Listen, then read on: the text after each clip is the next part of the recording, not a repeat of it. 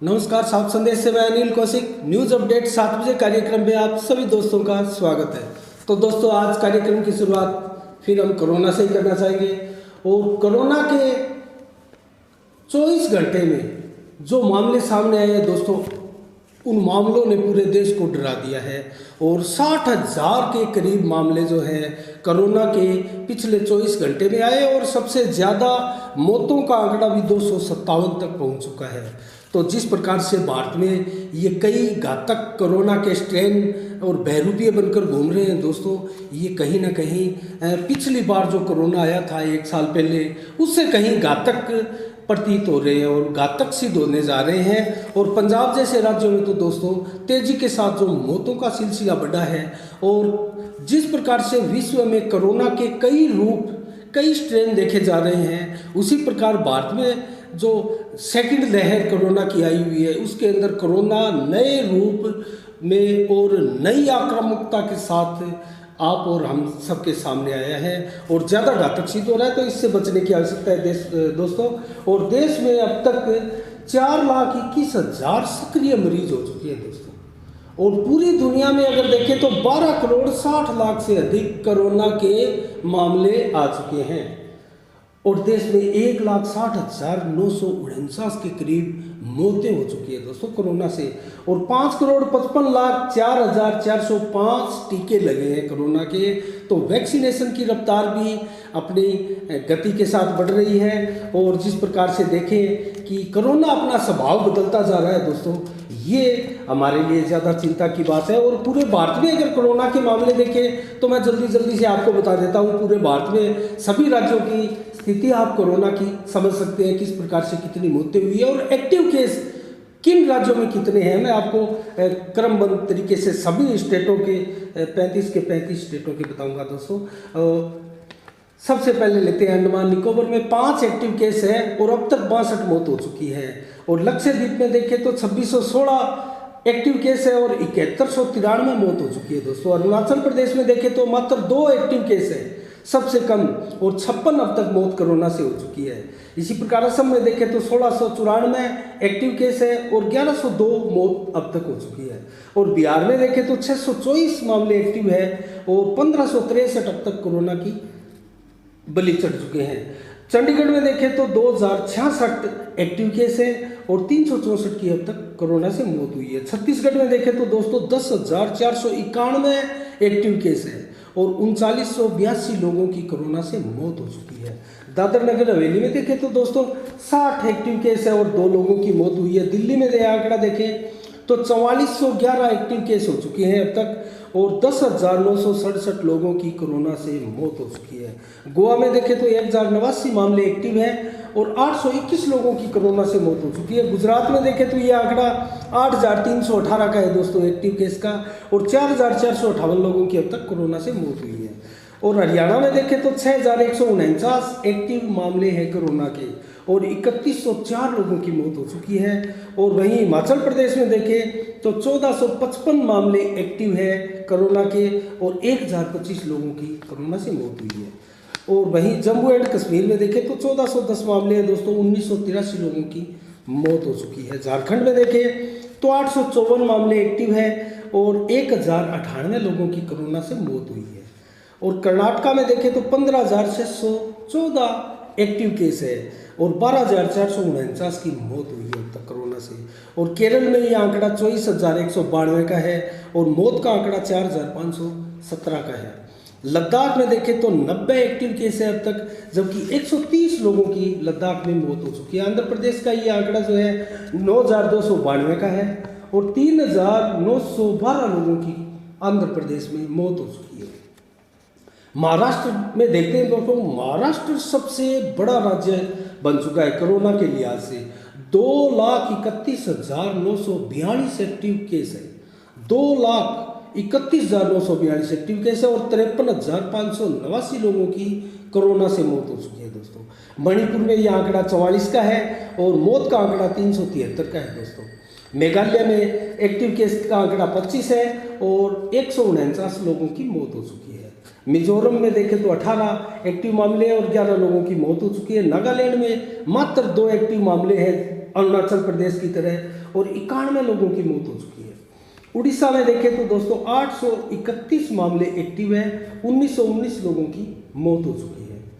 पांडुचेरी में देखें तो 322 कोरोना के एक्टिव केस हैं, जबकि 670 लोगों की मौत हुई है। पंजाब में आंकड़ा देखें तो 19,403 एक्टिव केस है पंजाब में, और 6,435 लोगों की कोरोना से मौत हो चुकी है। राजस्थान में ये आंकड़ा देखें तो 4,262 एक्टिव केस राजस्थान में है दोस्तों, और 2807 लोगों की अब तक कोरोना से मौत हुई है। सिक्किम में यह आंकड़ा 42 का है, और मौत का आंकड़ा सिक्किम में 135 का उछला है। तमिलनाडु में देखें तो 9,145 एक्टिव केस अब तक कोरोना के हैं दोस्तों, और 12,618 लोगों की अब तक कोरोना से मौत हुई है। तेलंगाना में देखें तो 3,352 एक्टिव केस है, जबकि 1,676 लोगों की कोरोना से मौत हो चुकी है। त्रिपुरा में ये आंकड़ा देखें तो 43 का है दोस्तों एक्टिव केस का, और 392 लोगों की त्रिपुरा में मौत हुई है। और उत्तराखंड में देखें दोस्तों तो 930 मामले एक्टिव है, और 1,706 लोगों की कोरोना से अब तक मौत हुई है।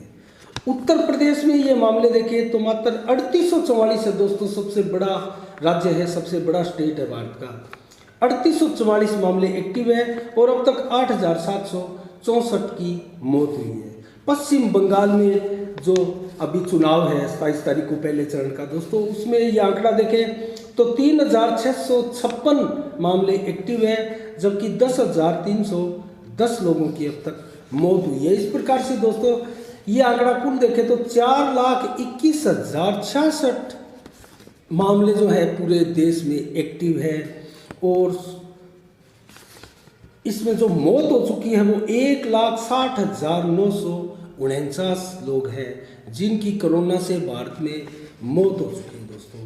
और ठीक होकर घर जाने वाले लोगों का आंकड़ा आपको बताएं तो 1,12,64,637 लोग ऐसे हैं जो कोरोना होने के बाद में रिकवर होकर घर जा चुके हैं। तो इस प्रकार से ये कोरोना का ग्राफ हमने आपको बताया दोस्तों। तो कोरोना के लिए आज इतना ही, और अब हम देखेंगे दोस्तों भादरा के आसपास की खबरें। तो भादरा के आसपास की खबरें देखें तो आज पंचायत समिति सभागार में दोस्तों एक बैठक हुई कोरोना को लेकर, बलवान पूनिया के नेतृत्व में, विधायक बलवान पूनिया के नेतृत्व में, और इसमें क्षेत्र के सरपंचों ने भाग लिया, और पंचायत समिति सदस्य, ब्लॉक मेंबर आदि इन सभी जनप्रतिनिधियों ने भाग लिया, और कर्मचारियों ने भाग लिया दोस्तों। इसके अंदर कोरोना का जो तेजी के साथ स्ट्रेन बढ़ता जा रहा है, और राजस्थान में जिस प्रकार से कोरोना का ग्राफ बढ़ता जा रहा है, तो उसके ऊपर चिंता व्यक्त की गई, और कोरोना से बचाव के उपायों पर विस्तार से चर्चा की गई, और सभी सरपंचों को निर्देश दिए गए कि अपने अपने गांव में कोरोना से बचाव और उपाय का बंदोबस्त करें, और कार्यक्रम चलाएं, अनाउंसमेंट करें, और वैक्सीनेशन के प्रति लोगों को जागरूक करने का भी सुझाव दिया गया, क्योंकि लोग ज़्यादातर वैक्सीन का टीका लगवाने से दोस्तों डर महसूस करते हैं। तो इस प्रकार से बेशक कुछ राज्यों में ऐसी खबरें आई हैं कि कोरोना की दोनों डोज लेने के 10, 15, 20 दिन, महीने बाद भी कोरोना की चपेट में लोग आ रहे हैं। उनका रीज़न अलग भी हो सकता है, और ये इक्का दुक्का मामला है दोस्तों पूरे देश में, और ये हमारे राजस्थान में अब तक ऐसा कोई मामला देखने में नहीं आया है। तो किसी प्रकार से वैक्सीन से घबराइएगा मत। वैक्सीन से आप पूर्णतया स्वस्थ रहेंगे, सुरक्षित रहेंगे, और कोरोना से दूर रहेंगे, क्योंकि पहली डोज लगाने के बाद में दूसरी डोज है वो 28 दिन का समय है। उसके लिए गाइडलाइन कोविशील्ड के लिए चेंज की गई है दोस्तों। अब 6 से 8 महीने तक भी दूसरी डोज लगाई जा सकती है, ये गाइडलाइन सरकार ने कुछ चेंज की है।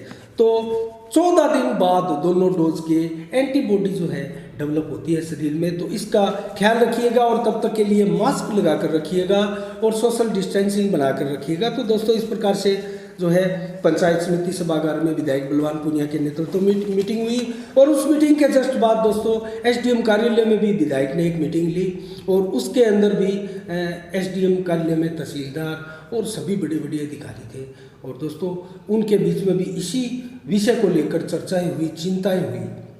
और बचाव के उपाय खोजे गए और शहर के अंदर किस प्रकार से अभियान चलाकर लोगों को जागरूक किया जाए, इसके ऊपर विस्तार से चर्चा की गई। दोस्तों, आज एक और घटनाक्रम के अंदर किसानों ने जो खूबराम जी की मूर्ति है उसके ऊपर 2 घंटे का जाम लगाया और तीनों कृषि बिलों को वापस लेने के लिए ये किसानों ने आंदोलन किया था। मात्र 2 दर्जन के लगभग ही किसान वहाँ इकट्ठे हुए थे, लेकिन जयदीप डूडी के नेतृत्व में ये जाम लगाया गया और एक रैली के रूप में एसडीएम कार्यालय में जाकर एसडीएम महोदय को ज्ञापन दिया गया। यहाँ एक रोचक वाकया जो है पेश आया दोस्तों, वो मैं आपको बता दूं। तो जिस प्रकार से उनको पुलिस ने जो है जयदीप डूडी और उन किसानों को अंदर एसडीएम कार्यालय के जो रूम है एसडीएम का, तो उसके अंदर नहीं घुसने दिया और बाहर ही रोक दिया था, एसडीएम कार्यालय के जस्ट बाहर। तो इस प्रकार से अंदर मीटिंग चल रही थी, विधायक बलवान पूनिया उस मीटिंग में बैठे हुए थे और भी सभी कर्मचारी यहाँ के बैठे हुए थे। तो इसी प्रकार विधायक जो किसान है वहाँ नारे लगाते हुए दिखाई दिए और जब पता किया गया पुलिस डिपार्टमेंट के लोगों से, बोला गया कि एसडीएम साहब आ रहे हैं क्या, तो एसडीएम साहब के लिए जवाब यही मिला कि बाहर आ रहे हैं। तो उसका एसडीएम साहब का एक नुमाइंदा जो है वो बाहर आया दोस्तों ज्ञापन लेने के लिए। तो विधायक जयदीप डूडी ने, पूर्व विधायक जो है संसदीय सचिव है, उन्होंने मना कर दिया। उन्होंने कहा क्या हुआ, एसडीएम साहब क्यों नहीं आ रहे हैं? तो उन्होंने कहा जी अंदर मीटिंग चल रही है। तो इस प्रकार से जयदीप डूडी अपने किसानों को लेकर और बैठक में अंदर रूम में ही घुस गए थे दोस्तों। इस प्रकार से विधायक बलवान पूनिया ने जयदीप डूडी का स्वागत किया, हाथ मिलाए दोनों और इस प्रकार से ज्ञापन देकर बाहर आए। तो एक छोटा सा वाकया जरूर है, हमने आपको बताया। ये घटनाक्रम भी कई बार कम रोचक सही लेकिन रोचक ही होते हैं। तो इस प्रकार से और घटनाक्रम का जिक्र करें तो दोस्तों, छानीगढ़ के राजकीय उच्च माध्यमिक विद्यालय के छात्रों द्वारा प्रदर्शन किया गया और व्यापक प्रदर्शन किया गया। यह प्रदर्शन दोस्तों इसलिए था क्योंकि एक व्याख्याता को एपीओ कर दिया गया था और उसके बगैर कारणों के चलते गांव वालों का मानना है कि एपीओ किया गया और छात्रों का मानना है कि इसमें अध्यापक की कतई कोई गलती नहीं है किसी प्रकार की। और उनको जो है कुछ ग्रामीणों की शिकायतों पर जो है एपीओ कर दिया गया और विभाग के अधिकारियों का भी यही कहना है कि ग्रामीणों की शिकायत आई और इसलिए उनको एपीओ कर दिया गया। तो जोर शोर से विद्यार्थियों ने इस आवाज़ को बुलंद किया और नारेबाजी करते हुए अध्यापक को पुनः जो है स्थापित करने के लिए मांग की गई। तो दोस्तों इस प्रकार से अगर हनुमानगढ़ में कोरोना का अगर आप देखें दोस्तों, तो पिछले गुरुवार को जो है एक साथ 3 मरीज हनुमानगढ़ में आए। ठीक है, वो हमारे यहाँ नौर बादरा के नहीं हैं, आगे के ही हैं, लेकिन नौर बादरा क्षेत्र में भी पूरी सतर्कता इसको लेकर बढ़ती जा रही है दोस्तों। किसी प्रकार की हर चीज़ की ट्रेवल हिस्ट्री वगैरह और सारी चीज़ें जाँच की जा रही है और बाजार में भी अभियान चलाने के लिए चाक चौबंद हो रहा है प्रशासन और तैयारियों में जुटा है। तो एक और है जो दोस्तों आसपास की खबरों में, नौर सोनडी गौशाला को एक ट्रैक्टर ट्राली की सौगात दी गई है और ये गोवंश के लिए दी गई है दोस्तों। और ये भारतीय जीव जंतु कल्याण बोर्ड जो बल्लभगढ़ का है उनकी तरफ से ये प्रदान की गई है। और जो गौशाला के अध्यक्ष है रामस्वरूप गोदारा, उनको ये चाबी विधायक अमित चचाण व सोनडील प्रधान है नौर के, उन्होंने ये चाबी जो है गौशाला अध्यक्ष को सौंपी गई तो उनके द्वारा। तो दोस्तों अन्य घटनाओं का जिक्र करें तो सूरतगढ़ और छतरगढ़ मार्ग के ऊपर एक दर्दनाक हादसा जो है परसों बुधवार को देखा गया दोस्तों। देर रात्रि को 1 बजे करीब सेना की जीप सी अनियंत्रित होकर और खदान में गिर गई थी, जिससे एक सूबेदार सहित 2 हवलदार की मौत हो गई थी, वो शहीद हो गए दोस्तों।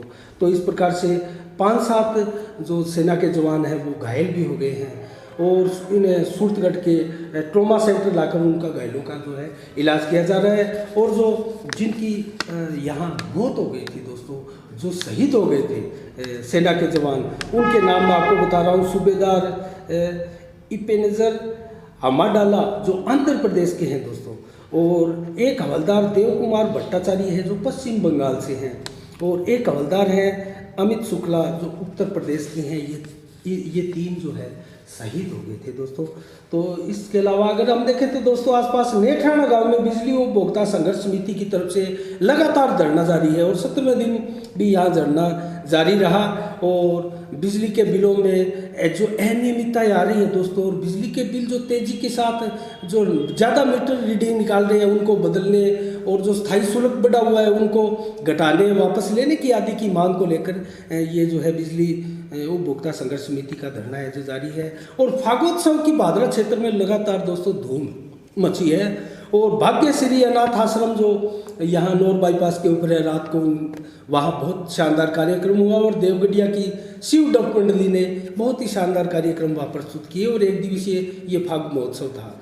और लुहारीवाला अतिथि सदन में दोस्तों लगातार पिछले 3 दिनों से फागोत्सव मनाया जा रहा है और वहाँ चंग के साथ डपों की थाप के ऊपर जो है होली प्रेमी, होली के गीतों के प्रेमी लोग बड़ी संख्या में इकट्ठे हो रहे हैं। और कल रात को जो कार्यक्रम हुआ वहाँ विधायक बलवान पूनिया जो है मुख्य अतिथि रहे दोस्तों लुहारीवाला अतिथि सदन में, और बड़ी संख्या में जो है लोगों की भीड़ लगी। और एक कार्यक्रम फूलदास जी की छतरी में युवा डप मंडली द्वारा किया जा रहा है दोस्तों, ये भी लगातार चल रहा है और होली तक ये 2 कार्यक्रम जो है भादरा में रेगुलर जारी रहेंगे। और आज भी है फूलदास जी की छतरी में विशेष कार्यक्रम आयोजित किए जाएंगे। तो इस प्रकार से दोस्तों भादरा सहित आसपास के क्षेत्रों के खबरों के बारे में, कार्यक्रमों के बारे में हमने आपको जानकारी दी। और आज के लिए मैं इतना ही कहूँगा, कल ठीक 7 बजे हम आपसे फिर रूबरू होंगे नई खबरों के साथ और नए समाचारों के साथ, देश विदेश और राज्यों की भादरा आसपास की खबरों के साथ। तो तब तक के लिए आप अपना बहुत बहुत ख्याल रखिएगा और मुझे दीजिएगा इजाज़त। मैं अनिल कौशिक, नमस्कार, जय भारत, जय जय राजस्थान।